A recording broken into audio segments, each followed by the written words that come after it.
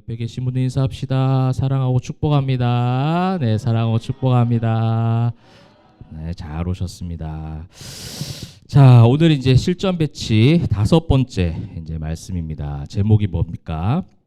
이 모든 일을 이루신 하나님의 위엄이란 제목입니다. 우리가 이제 9장이 이제 제자도에 관련된 내용이었습니다. 그래서 이제 시리즈 어떤 제목을 제가 이제 실전 배치. 그러니까 이제 제자라고 살아간다는 것은 제자로 살아간다는 어떤 궁극적인 어떤 성경적 목표가 있잖아요. 네, 근데 그 궁극적인 목표를 우리가 좀 오해를 한 부분이 좀 있다. 그죠? 결국 제자는 어디에서? 실전에서, 영적 전투 현장에서 어떻게 살아가는가가 중요한 거예요. 그러니까 제자들은 아직 예수님 십자가 못 박히시기 전까지는 그 실전 배치에 대한 부분들을 지금 인식하지 못하고 있는 제자들과의 예수님과의 대화가 계속 이루어지고 있는 것이죠. 이게 계속 되다 보면 이제 종교인이 되는 거예요. 예수님하고 가까이 있는 것 같지만 결국 실전에서 아무런 힘을 발휘하지 못하는 것이죠. 그래서 이제 실전 배치에 대한 부분을 쭉 하고 있는데 달란트는 없지만 실전 배치 제일 첫 번째 제목이 뭐였습니까? 다다다다 막 찾고 막 이런 거 하지 말고 그냥 일로 보세요. 그죠? 제자의 한계를 넘어서라 그랬습니다. 그죠? 이제 제자들에게 능력을 줘서 예수님의 어떤 능력과 권세를 줘서 파송시키시죠. 이제 그런 가운데 한계를 넘어서라. 그죠? 이제 예수님이 하셨던 사역들을 제자들에게 체험할 수 있도록 한번 해봐라. 너희가 내 권세를 가지고 있으니 그 힘과 능력으로 실전으로 배치를 받아 한번 해보아라 그랬습니다. 이제 그러고 나서 두 번째 뭐예요? 사도들아 너희가 주라. 그렇죠? 오병이어 사건 가운데 없어요. 먹을 것이 없어요. 우리는 못해요. 이런 상황 가운데 너희가 한번 해봐라. 너희가 줘봐라 그러는 것이죠. 그렇게 이제 어떤 오병이어 사건이 있었고, 세 번째 뭡니까? 너희는 나를 누구라 하느냐, 그죠? 사람들이 이제 무리들이 몰려들고 엄청난 사건들을 막 경험하고 하니까 예수님에 대해서 뭐 선지자다, 뭐다 이렇게 얘기하고 있는데, 그럼 제자들아 너희는 뭐라고 생각해?라고 했을 때 베드로가 엄청난 고백을 하긴 했지만 그게 반쪽짜리였죠. 제대로 알지 못하는 그런 부분이었습니다. 이런 어떤 순서를 여러분 한번 보시면서 주님께서 성경을 통해서 우리에게 원하시는 진짜 참 제자의 삶. 우리가 말씀을 드렸죠. 제가 제자의 한계를 넘어서라고 해서 제자에서 벗어나고 졸업하는 게 아니라 제자적 삶도 살아야 되고, 그 다음 더 나아가서 뭐예요? 사도적 삶을 살아야죠. 그죠? 사도적 삶을 살아야 되는 거예요. 그래서 사도들아 너희가 주라고 했던 거죠. 그 다음에 이제 우리가 지난주에 봤던 말씀이 뭐였어요? 다시 오실 주님을 기다린다는 것은 이라는 거죠. 그래서 너희는 나를 누구라 했을 때 너희는 나를 누구라 하느냐 했을 때 답이 뭐예요? 예수는 그렇죠. 예수는 그리스도잖아요. 그리스도라는 말 가운데 십자가와 부활과 다시 오심, 재림이 다 포함되어 있는 거예요. 그 일을 맡은 사람, 그 일을 위해서 기름 부음 받은 만왕의 왕이신 오직 예수, 그 예수님을 이제 그러면 다시 오실 주님을 기다린다는 게 뭐냐라는 것을 우리가 지난주에 했었습니다. 그러니까 온전히 제자로 사도로 살아가기 위해서 결국 필요한 게 뭐예요? 결국은 그 예수는 그리스도라는 이름 가운데 포함되어 있는 십자가의 은혜가 필요하잖아요. 그렇죠? 죄 사함의 은혜가 필요해요. 궁극적인 그 보혈의 능력으로 말미암아 우리는 죄를 우리 힘으로 해결할 수 있는 능력을 이미 다 상실해 버렸어요. 그러므로 우리가 할 수 없기에 보혈의 구원의 피가 필요하고 그 십자가 은혜가 필요한 것이죠. 그럼 그 십자가 은혜로 죄사함을 받았으면 그것은 끝나는 것이 아니라 뭐가 얻어지는 거예요? 내 속의 모든 죄성이 죽고 끝나는 것이 아니라 부활이 따라오겠죠. 새로운 생명으로 거듭나는 거예요. 그래서 부활의 능력이 있고, 그럼 부활의 능력으로 이제 어떻게 해요? 이미 이루셨어요, 구원을. 그러나 그렇죠. 아직은 이 땅에 사는 사람이잖아요. 그래서 주님의 다시 오심을 우리는 기다리면서 지금 살아가고 있는 거예요. 근데 그 재림을 기다린다는 것이 무엇인가에 대해서 우리가 지난주에 살펴보았다면, 여기서 이제 중요한 게 이 모든 일들을 이루신 분이 누구냐는 거예요. 우리가 이거를 이제 놓치고 가는 게 이 본문에서 어떻게 보면 해석적인 함정이기도 해요. 여러분 오늘 본문 잘 아는 본문 아닙니까? 9장에 있는 이야기들의 특징이 뭐냐면 최소한 공간복음에는 거의 다 나온 이야기예요. 그리고 오병이어 사건은 심지어 요한복음에도 나오고 사복음서 전체 다 나오죠. 그게 무슨 말입니까? 그만큼 많이 아는 말씀이고 우리가 많이 적용하고 해석했던 본문이기도 해요. 오늘 누가복음 말씀으로만 봐서 여러분 조금 오늘 본문이 생소하실 수도 있는데 이제 이 병행 본문을 한번 우리가 찾아보고 한번 생각해 본다면 충분히 이게 더 이제 이 부분에 대한 해석적인 부분들이 아마 익숙하실 거예요. 그러니까 이제 병행 본문의 어떤 해석적인 적용에 우리는 더 많이 조금 치우쳤던 것 같아요. 그게 우리가 편하게 생각하는 적용이었기 때문에 그래요. 누가복음은요, 제가 이제 누가복음 같은 이야기인데 누가복음에서는 마태와 마가에서 발견하기 힘든 부분들을 자꾸만 그렇게 해서 계속 제가 할 때마다 누가복음 괜히 했다. 누가 너무 어렵다 이 사람. 근데 그 어려운 만큼 뭐가 있어요? 정말 신비로운 하나님의 말씀에 보물과도 같은 하나님의 말씀이 숨겨져 있는 거예요. 그러니까 오늘 말씀은요, 귀신 들린 아이를 고치는 기적 사건이 아니라 그 기적 사건을 통해서 주시는 뭐예요? 엄청난 그 숨겨진 그 메시지를 지금 누가가 또 한 번 가르쳐 주더라는 거예요. 근데 이거는 마태와 마가만 봐서는 잘 발견하기가 쉽지가 않아요. 여러분 먼저 마태복음 한번 볼게요. 마태복음에서 우리가 주로 했던 적용이 뭐냐면, 자 보십시다. 이 사건을 쭉 이야기하고 우리가 지금 귀신 들린 아버지, 귀신 들린 아버지가 아니고 귀신 들린 아들을 데리고 온 아버지, 그렇죠? 귀신 들린 아들을 데리고 온 아버지가 치료해달라고 합니다. 이 이야기는 아마 이제 풀 버전을 본다면 치료해달라고 하는데 제자들이 못해요. 그거를 해내질 못해요. 이전에 9장 초반에는 예수님의 능력과 권세를 가지고 아픈 자들을 막 치료한 이야기들이 막 있었잖아요. 근데 못하는 거예요. 제자들이 못하더이다. 할 수 있거든 주님께서 한번 해주십시오. 그러니까 주님께서 뭐래요? 우리 유명한 말씀 있잖아요. 할 수 있거든이 무슨 말이야? 믿는 자에게 능치 못함을 우리 너무 좋아하는 말이잖아요. 믿으면 다 된다. 막 이렇게 이제 적용을 해버리는 그건 이제 마가예요. 근데 마태복음이 이 얘기를 쭉 하고 마지막 결론에 마태가 뭐라고 하는지 마가복음이 뭐라고 하는지를 보면서 거기서 우리가 해석적인 오류를 범했던 것을 한번 보는 거죠. 근데 마태복음 결론은 뭡니까? 뭐를 지금 강조하고 있어요? 믿음에 대해서 강조하고 있어요. 그러니까 이게 믿음에 대한 초점을 지금 마태복음은 두고 있는 거죠. 왜 그래요? 마태는요, 누구를 대상으로 썼죠? 유대인을 대상으로 쓴 거예요. 유대인들의 잘못된 믿음에 대해서 이야기하는 거예요. 유대인들이 진정한 메시아 예수 그리스도를 바라보는 온전한 믿음이 아니고 역시 종교적 믿음에 대한 부분들이에요. 그러한 믿음도 하나도 없는데 어떻게 그런 우리를 위해서 구원하시고 이 땅 가운데 오신 메시아에 대한 믿음이 없는데 어떻게 거듭남이 있겠느냐는 거죠. 어떻게 구원을 받겠냐는 거죠. 그래서 믿음에 대한 것들을 강조하고 강조점이 조금 더 있는 거예요. 그러다 보니 오늘 말씀을 이제 적용해서 믿음으로 싹 가버리면 어떻게 해요? 모든 병에 믿음이 있으면 치유된다 이렇게 가버리는 거예요. 여러분 우리가 실상에서 살아보면서 느껴보는 게 어때요? 여러분 믿으면 다 병이 치유됩니까? 그런 경우도 많이 있죠. 그런 경우도 많이 있습니다. 실제로 그런 경우도 많이 있지만 우리의 믿음 때문에 치유되는 거는 아니에요. 우리 믿음의 여하에 따라서 우리 믿음의 많고 적음을 따라서 하나님께서 역사하시는 게 아니라 하나님의 뜻 가운데 있는 거죠. 근데 그 하나님께서 간섭하시고 동행하시고 늘 나와 함께 하셔서 어떠한 결과가 있든지 간에 하나님께서 나의 가장 선한 길로 인도하신다는 것을 믿는 게 진짜 믿음인 거예요. 병이 치료된다라는 것을 믿는 게 아니라 하나님께서 어떠한 상황 가운데도 우리와 함께 하시고 나를 구원하셨고 나를 죽기까지 사랑하신 그분이 나를 고아와 같이 가만두지 아니하시고 함께 하신다. 그것이 설령 나에게 죽음으로 찾아온다 할지라도 그게 진짜 믿음인 거예요. 치료될 줄 믿습니다. 이거 유행했죠 옛날에? 많이 우리 젊은 친구들은 잘 모르겠지만 어른들은 많이 들어본 말이잖아요. 믿습니다. 막 아멘 하고 막. 믿습니다 하면 안 돼. 믿습니다 이렇게 해야 진짜 뭐가 막 이런 강력한 믿음을 표현하는 어떤 그거잖아요. 유행했던 그거죠.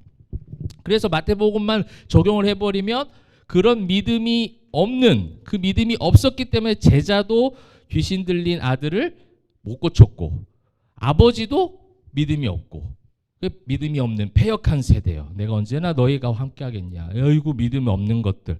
믿음을 좀 가져봐. 그럼 치료될 텐데. 이런 식으로 이제 적용을 해버린 거죠. 그럼 마가복음은 그것을 위해서 뭐를 또 적용을 해줬을까요? 자 뭐예요? 기도 외에 다른 것으로 이런 종류가 나갈 수 없느니라. 왜냐하면 마가는 또 이방인들을 대상으로 한 거예요. 그러니까 이방인들은 또 뭐가 필요한 거죠? 자유분방한 신앙도 있겠지만 그들이 하나님과 교제하는 어떤 거룩함도 필요하거든요. 그들에게는. 그렇기 때문에 이 공간복음이 같은 주제와 같은 내용이지만 적용이 조금씩 차이가 있을 수 있고, 믿음을 강조한 것, 그것을 위해서 기도하라고 하는 그 적용은 틀린 건 아니에요. 맞죠? 우리도 그렇게 살아야 되니까. 그런데 여기에 이제 딱 꼽혀가지고 극단적 해석을 해버리는 거죠. 기도하지 않아서. 반대로 기도했기 때문에. 이게 엄청나게 위험한 종교적 행위입니다. 여러분, 기도는요, 우리가 뭔가를 이루기 위해서 하는 게 아니에요. 그렇게 하는 기도는 무당들도 합니다. 그죠? 토속 종교에서도 다 하는 거예요. 우리보다 더 열심히 합니다. 그 사람들이. 산속에 밤에 들어가서 밤새도록 할 수 있어요? 무서워요. 저는 겁 없거든요. 그래도 전 싫어요. 그거는 무서워요. 산에 들어가서 한다는 것은 쉽지가 않아요. 그거를 본받아서 우리 한국교회도 산기도가, 제가 지난주에도 말씀드렸지만 제가 제일 싫어하는 산기도. 산 타는 것도 싫은데 산을 타서 기도까지 해야 되는. 이게 뭐 이제 좋은 거를 의미를 바꾸어서 우리가 하나님께로 향한다 하는 것 자체는 좋아요. 근데 그 행위 자체가 너무 사람 중심으로 가다 보니까 기도 외에는 다른 곳으로 나갈 그게 없는데 너희가 뭐 하지 않아서 그랬다? 기도하지 않았다라는 걸로 우리 인간적 해석으로 쏠려버리는 거예요. 이거는요, 하나님과 철저한 교제를, 온전한 신앙적 예수님과 함께 연합함을 이루지 못하고 있는 그런 이방인들, 뭐 유대인들도 포함해서 그들에게 조금 더 하나님께서 우리에게 베푸신 은혜들을 기억하라는 통로가 기도이지. 그죠? 내가 하나님과 늘 함께하고 있다는 걸 확인하는 거예요. 우리가 이제 이렇게 대화를 하잖아요. 그 대화하는 것처럼 서로가 살아있으니 대화를 하고 서로의 뜻도 알게 되고, 그렇게 이제 마음을 같이 하게 되는 통로잖아요, 대화가. 그것처럼 기도는 그냥 그런 거예요. 내 삶이 어떠한 방향으로 가든 온전한 신뢰로 마태복음의 적용처럼 믿고 그 믿음을 올려드리고 그 다음 어떻게 하는 거예요? 주님과 동행하면서 살아가는 거. 귀신 들린 아들이 귀신이 쫓아나가고 병이 치료되는 것도 중요하지만 너희에게 정말 궁극적으로 필요한 게 뭐였느냐? 믿음이었고, 그 다음에 그 믿음과 함께 뭘 하는 거예요? 주님과 늘 동행하며 기도하는 거. 이거를 지금 마태와 마가가 적용을 준 것인데 우리는 어떻게 해요? 마태, 마가의 사건만 보고 할 수 있거든요. 무슨 말이냐? 믿는 자에게 능치 못함이 없다. 근데 이거를 그냥 어떤 사안에 대해서 병고침, 내가 원하는 소원, 내가 바라는 것들에 대한 그 믿음의 어떤 방향성을 그쪽으로 쏠리게 만드는 거예요. 여러분, 그건 절대로 믿음이 아닙니다. 그죠? 치료될 줄 믿습니다. 경제적으로 회복될 줄 믿습니다. 내 삶의 모든 문제가 해결될 줄 믿습니다. 이거를 우리는 자꾸만 믿음이라고 가르쳐 왔어요. 아니에요. 그건 믿음 아니에요. 그 안에 뭐가 없어요, 지금? 예수가 없잖아요. 예수님을 믿는다는 고백이 없어요. 예수님은 하나의 그 내 소원을 이루기 위한 통로가 되어버리는 거죠. 이거는 종교인이죠, 종교인.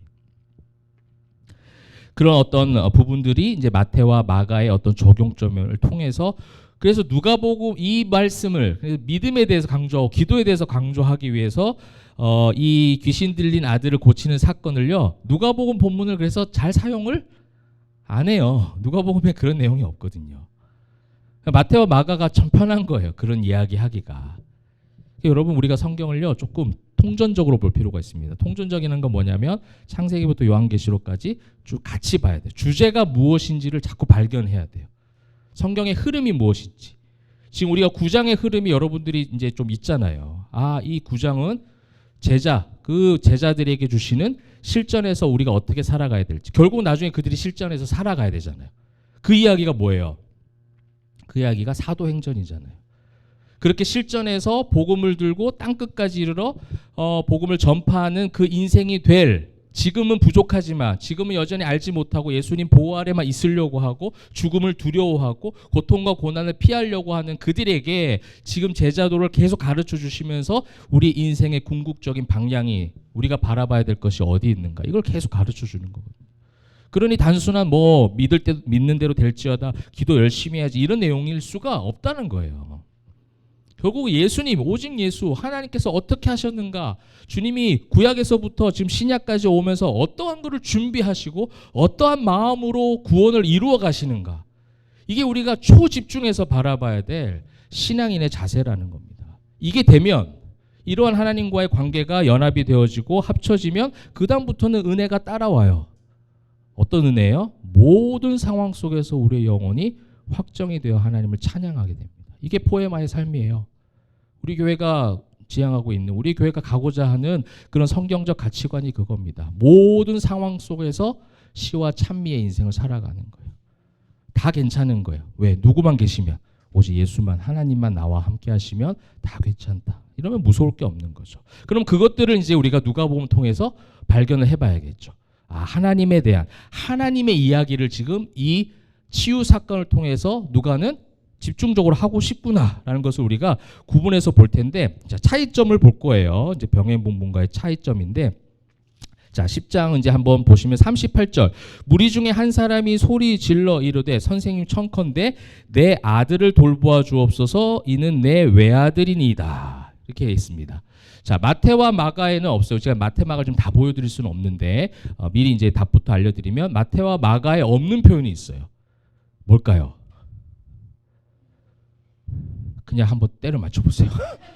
마태, 마가 찾지 말고. 역시 우리 포에마 성도들. 이 영상 보는 뭐 다른 분들이 보시면 짠 줄 알겠어요. 진짜 안 짰는데, 그죠? 외아들이에요. 외아들. 아들이라는 표현이에요. 이 아들, 외아들이라는 표현을 마태와 마가는 쓰지 않아요. 그러니까 이게 뭘 얘기할까요? 외아들이라는 그러면 이 단어를 한번 볼까요? 한 단어. 자, 모노게네스예요. 모노게네스. 유일하게 태어난 단 하나. 이 단어가 요한복음에도 나오겠죠. 우리 잘 아는 성경. 요한복음이라고. 잘했어. 뭐라도 던지면 돼. 그렇죠. 하나님이 세상을 이처럼 사랑하사 누구를 주셨으니? 독생자를 요 단어예요. 그러니까 누가는 지금 뭘 얘기하고 싶은 걸까요? 지금 하나님 아버지의 마음을 이야기하고 싶어요. 단순하게 제자들의 믿음 없음, 그냥 이 아버지 할 수 있거든요, 뭐 한번 해주십시오, 뭐 이런 아버지의 마음이 아니라 이 아들, 외아들, 단 하나밖에 없는 아들의 이 고통 때문에 처절하게 힘들게 살아왔던 그 아버지의 마음이 누구의 마음이다? 하나님 아버지의 마음이다. 그렇게 창조하시고 인간들이 타락한 이후부터 구약의 그 수많은 역사들, 우리 지금 아침 묵상 여호수아 계속 보고 있는데 앞으로 여러분 답답한 일들 많이 보실 거예요. 계속 은혜를 받으면 꼬꾸라지고 그럼에도 불구하고 뭐의 하나님? 헤세드의 하나님, 인내하신 하나님께서 어떻게 해요? 끝까지 사랑하시는 거예요. 그 아들의 그 귀신 들림, 지금 아들이 귀신 들렸다는 걸 뭘 의미하겠어요? 타락한 우리예요. 타락한 우리들을 지금 대신해서 그 죄를 짊어지고 갈 내 아들. 그 예수 그리스도, 모노게네스, 독생자, 유일한 단 하나의 아들. 왜냐하면 성경에서 오늘 보시면 나오지만 41절에도 보십시오. 믿음이 없고 패역한 세대 내가 얼마나 너희와 함께 있으며 너에게 참으려 네 아들을 이리로 데리고 오라. 예수님께서 네 아들을 이리로 데리고 오래요. 근데 마태와 마가에는 그를 데리고 오라 이렇게 돼 있어요. 그냥 그를 데리고 와. 근데 지금 누가는 뭐라고 지금 표현하고 있는 거야? 아들이라는 단어를 쓰고 있어요. 이게 숨겨진 누가가 가지고 있는 구원의 복선이에요, 지금. 왜? 지금 흐름 가운데 계속 그렇게 해왔잖아요. 구원의 어떤 섭리들을, 그죠? 예수 그리스도의 능력과 권세가 하나님의 아들의 권세를 가지셨는데 그 아들이신, 그 권세를 가지신 하나님의 아들이 어떻게 해요? 이 땅 가운데 오셨다라는 거예요. 오셔서 뭐예요? 오병이어 사건도 베푸시고 죽은 자도 살리시고 치유하시고, 그러다 보니 사람들이 어떻게 예수님에 대해서 오해하고 있는 장면들이 나오고, 너희는 나를 누구라 하느냐? 그러면서 뭘 가르쳐 주세요? 십자가를 가르쳐 주셨고 부활과 다시 오심에 대해서 가르쳐 주셨잖아요. 그래서 계속해서 뭘 가르쳐 주는 거예요? 예수 그리스도의 그 구원자이심을 계속 가르쳐 주는 거예요. 치유, 회복, 잘 사는 거, 삶이 좀 더 나아지는 거, 이건 두 번째예요. 물론 그것도 여러분 무시할 건 아니지만 그것이 우리 신앙인들의 궁극적 목표가 아니에요. 나를 구원하신 예수가 누구냐는 거예요. 그리고 그 예수님이 어떠한 모습으로 이 땅 가운데 오셨는데 그것을 준비하기 위해서 계속해서 인내하셨던 그 하나님이 누구신가, 이제 그거를 귀신 들린 아들을 지금 고치는 사건 가운데 우리에게 가르쳐 주시는데, 그 첫 번째 복선이 뭐냐? 아들이라는 표현이에요. 독생자라는 표현을 쓰는 거예요. 여러분 이게 굉장히 중요한 지금 하나님 아버지의 마음대로 우리가 살펴볼 수 있는 거예요. 마태와 마가는 그냥 그를 데리고 와라 이렇게 얘기했는데 내 아들을 데리고 와라. 그러면서도 이제 공통적으로 공간복음에서는 이 39절 한번 보시게 되면 이 아이의 현상을 뭐라고 해요? 귀신이 그를 잡아. 그죠? 경련 일으키고 그다음에 뭐 이렇게 거품을 흘리게 하며 몹시 상하게 하는 이것들을 지금 뭐라고 표현한 거예요? 귀신이 잡았다라는 표현을 쓰는 거예요. 결국 뭘 얘기하는 겁니까? 죄에 대한 타락을 이야기하는 거예요. 우리는 타락한 백성에게 귀신이 우리를 그냥 놔두지 않고 계속해서 그를 붙잡는 거예요. 상하게 만든다는 거예요. 그러므로 40절 당신의 제자들에게 내쫓아 주기를 구하였으나 그들이 능히 못하다 해도 못하죠. 이게 제자들의 믿음 없는 것도 있어요. 근데 너희가 믿음이 왜 그 믿음이 없어? 병이 고쳐지고 귀신이 쫓아나가 왜 그 믿음이 없어? 그 믿음을 이야기하는 것이 아니라 우리에게 죄로 인한 믿음 없음의 상태를 이야기하는 거예요. 모두에게 얘기하는. 그래서 뭐라고 됐어요 오늘? 믿음 없는 제자들아 그러지 않아요. 패역한 세대여 그렇게 얘기하잖아요. 단순하게 귀신 들린 아들을 못 고치 귀신 들린 아들 뭐 안 될 것 같은데? 될까 말까? 막 이런 게 아니에요 지금. 그 믿음에 대해서 너희도 왜 이렇게 흔들리고 있어? 흔들리지 마. 마음의 중심을 가지고 될지어다 믿고 선포하면 되는 건데 너희가 그렇게 안 했잖아. 이걸 얘기하는 그 믿음의 없음이 아니라는 거예요. 귀신들이 못 쫓아내는 거는 제자들이 귀신을 못 쫓아내는 거는 당연한 거예요. 우리는 우리 자신이 원죄를 해결할 수가 없어요. 그래서 구약에 수많은 선지자들이 등장하잖아요. 근데 그 선지자들이 해결했어요? 못했어요? 못했어요. 그때 하나님의 일들을 완수하고 사명을 감당하긴 했지만 궁극적인 죄의 문제를 해결할 수 있는 것은 오직 예수님밖에 없다는 거예요. 그 예수님이 지금 오셨다. 그 예수님을 하나님이 보내셨고 엄밀히 말하면 하나님이 육신의 옷을 입고 이 땅 가운데 직접 내려오셨다라는 것을 이야기하는 겁니다. 그래서 41절에 믿음이 없고 패역한 세대여 타락한 인류 우리 모두에게 해당하는 거예요. 단순하게 못 쫓아낸 해결하지 못한 제자들에 대한 꾸짖음도 물론 있겠지만 그건 아주 지극히 작은 요소고 우리 전체적인 구원사적 관점으로 지금 누가는 하나님은 누가를 통해서 기록하게 하셨다는 거죠. 그래서 하나님 아버지의 마음이 지금 다 담겨져 있어요. 창조부터 타락, 그 다음에 구속 모든 지금 순서들이 여기 다 나와 있는 거예요. 내가 너희와 언제까지 얼마나 너희와 함께 있으며 너희에게 참으리오 내 아들을 이리로 데리고 오라. 이 참으신 이야기가 뭡니까? 구약의 이야기잖아요. 참으셨잖아요. 끝까지 참으셨어요. 그 다음에 구약의 이야기를 넘어서 저와 여러분을 향한 하나님의 마음이기도 하죠. 계속 참고 계시죠. 계속 기다려주세요. 그죠? 우리가 살아온 모든 날 동안 그 참고 기다린다는 것은 언젠간 한번 걸려라. 내가 한번 호되게 한번 당하게 해줄게. 이런 참는 게 아니에요. 딱 한번 걸려라. 뭐 이런 게 아니라 끝까지 사랑하셔서 돌아오게 하시는 그 하나님의 그 사랑과 그 은혜가 지금 이 41절은 표면적으로 봤을 때 무슨 책망같이 들리지만 저는 41절이 너무 은혜롭게 느껴졌어요. 그런 믿음 없고 패역한 나이지만 나를 참으시고 사랑하여 주셔서 뭐예요? 내 아들을 데리고 오라. 마지막 그 말이 너무 짠한 거예요. 내 아들을 너희에게 보내겠다라는 거예요. 그거를 대신 해결해 줄 내 아들을 보내겠다는 겁니다. 그래서 42절에 올 때 귀신이 그를 거꾸로 뜨리고 심한 격렬을 일으키게 하는지라 예수께서 더러운 귀신을 꾸짖으시고 아이를 낫게 하사 그 아버지에게 도로 주시니 여기 이제 뭐가 있어요? 십자가와 부활이 다 담겨져 있는 거 42절. 그럼 막 귀신이 뭐예요? 발악을 하는 거죠. 그래서 결국 예수님이 십자가에 못 박히게 되잖아요. 우리의 죄로 말미암아 귀신이 그렇게 발악을 하는 거죠. 근데 예수께서 더러운 귀신을 꾸짖으시고 아이를 낫게 하사. 자, 이 낫게 하사가 헬라어 뭘까요? 이아오마이죠. 방언들이 지금 막 터지고 있어요. 데라로에리오아레와리. 네. 데라피오와 이아오마이가 있댔죠. 여기서 낫게 하사는 이아오마이죠. 하나님이 하시는 거니까.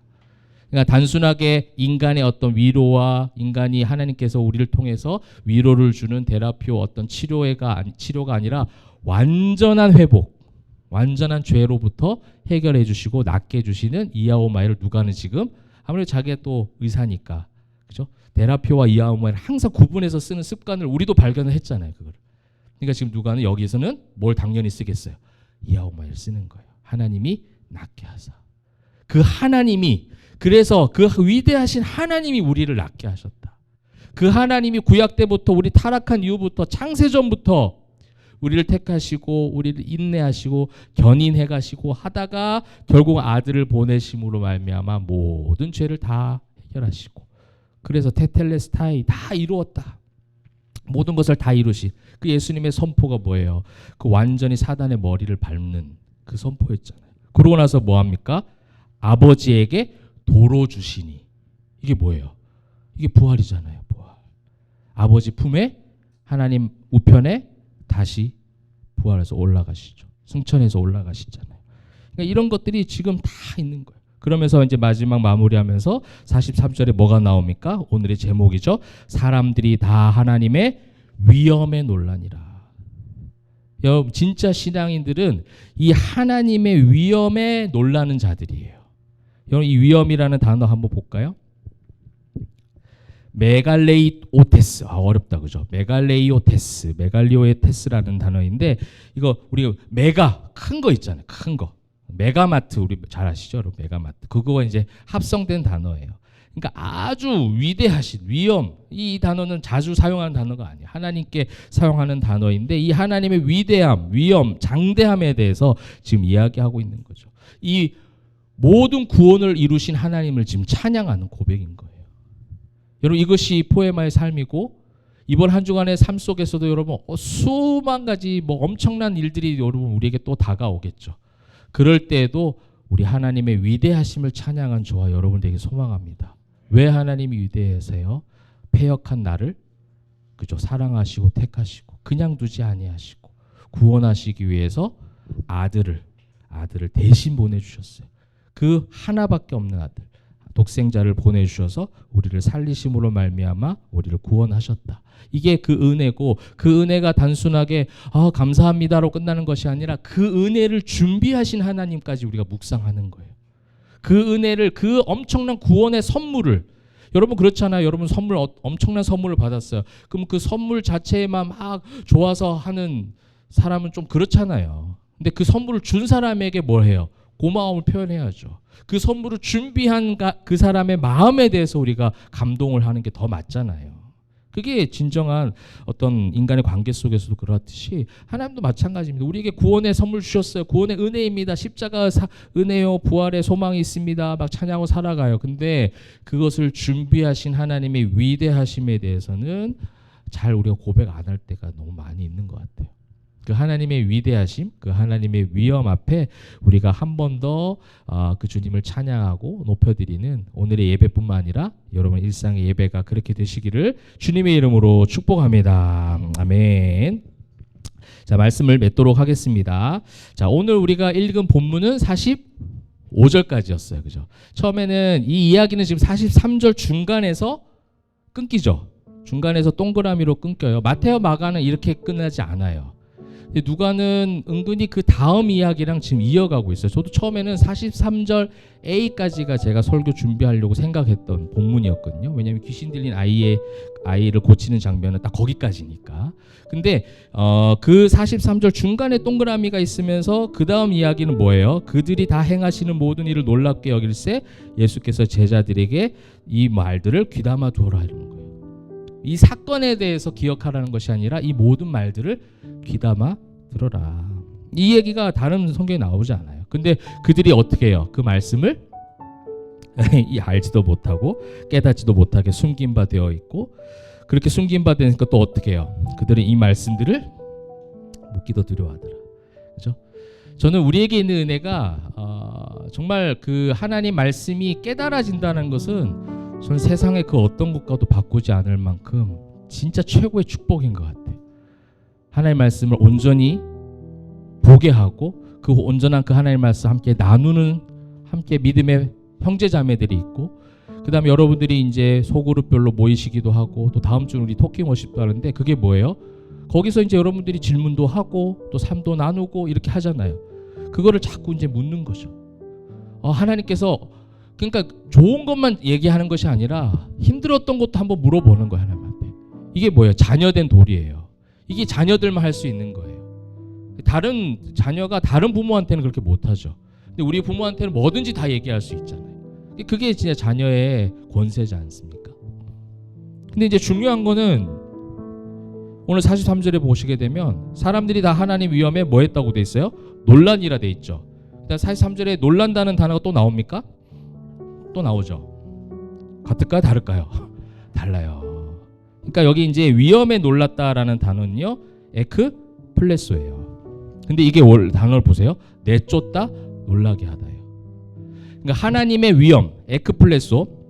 그 하나님의 위험이 이게 본래 어떤 여러 가지 의미로 사용되는데 주먹으로 막 쳐서 강타해서 내쫓는다예요. 그냥 이렇게 뭐 우리는 놀란다는 우리가 생각하는 놀란다라는 건 오히려 그 밑에 있는 단어예요. 모든 일을 놀랍게 여길세.